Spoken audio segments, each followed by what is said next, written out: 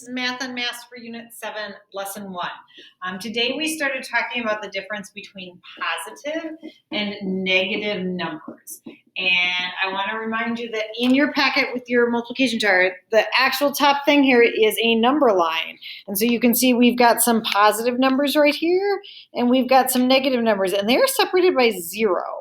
Which is kind of the only thing on this number line that doesn't have an opposite. 0 isn't positive or negative, it's nothing. So it kind of is its own negative or it is its own opposite, or we say it's the only number without an opposite.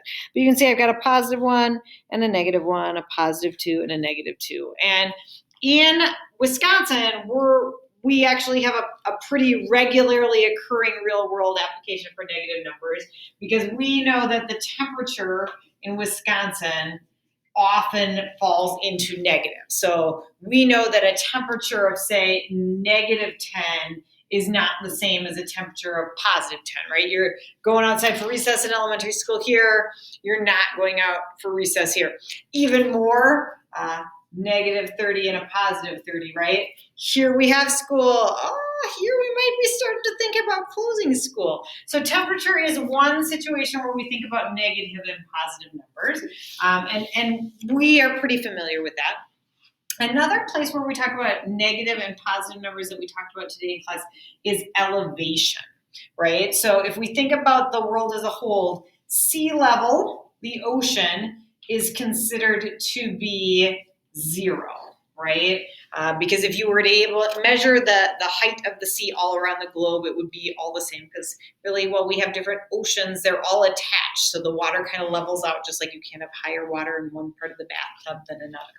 It might be deeper, but the surface level, the top of the sea, is the same. So then the land comes out of the sea, the higher up you are, the higher the elevation. So if this is 0, this might be 10, and this might be 20 feet above sea level, and 40 and 60 and so on. We also have places where there might be a valley or a low spot that's actually below the level of the sea. So this is considered below sea level. People always get confused, well, why doesn't it flood? Well, because it's in the middle of a land form. So we don't have that. So this, this is 0 up here. This would actually then be a negative number. It's below sea level there. So we can kind of tip that number line on its side. 0 then becomes sea level. The higher you are above the top of the ocean, the higher you are. The lower you are below the surface of the ocean, the lower you are. So that's another situation where we do that. Another situation that we'll be talking about that has some real world applications is when we talk about money. So when you think about a bank account, positives are when you deposit money in the bank account. Negatives are when you withdraw money from the bank account. So you can think about being paid, paying bills would be another situation.